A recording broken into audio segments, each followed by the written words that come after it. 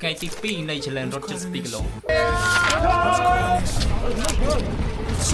feeling Yeah, it's super fresh. And I'm feeling exactly. យ៉ាងស្ងប់ទី2នេះរៀងថ្លៃនេះបាទ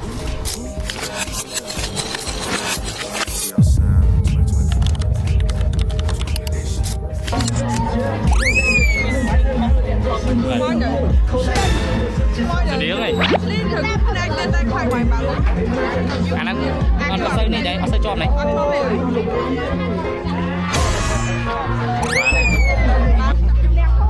ដាក់គួរណាស់ទេ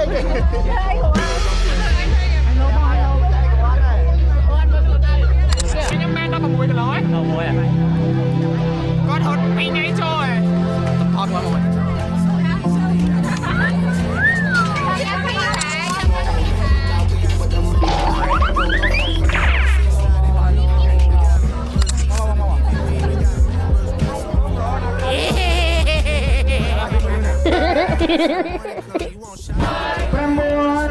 អូខេតាបន្តទៀតក្បាច់បន្ត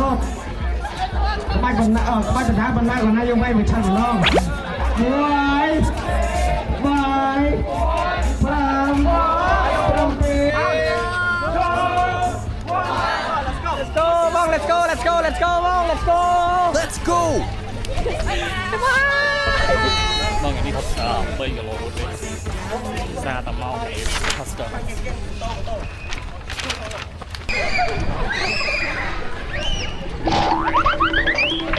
We are here in Halloween. Nice to meet you, bro. Nice to meet you too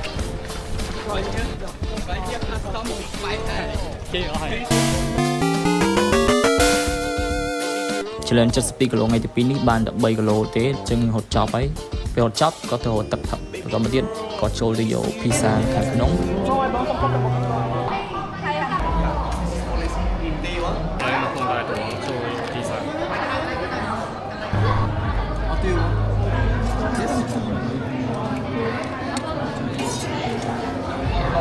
មកញ៉ាំនឹងអង្គុយញ៉ាំនៅខែគេមាន band សម្រាប់កំដរយើងផងដែរ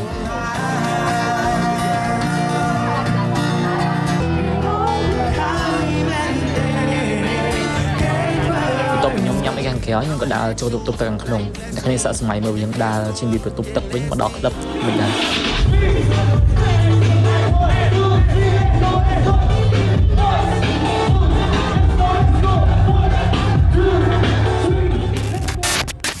វេតវីដេអូអត់តន់ចប់តាមហ្នឹងឯងត្រង់នេះមានបងខ្ញុំរឿងអស់ដើរដូចអ្នកធំខ្ញុំនៅផ្ទះសំងំតែខ្ញុំប្រើសម្ភារៈនិយមជីវិតនេះអាណាចង់ដើរខ្សែលើគ្រប់យ៉ាងវាលំបាកទៅខ្ញុំអ្នកធ្វើខាងនោះឈោមើលពីនៅស្ទើអូយោ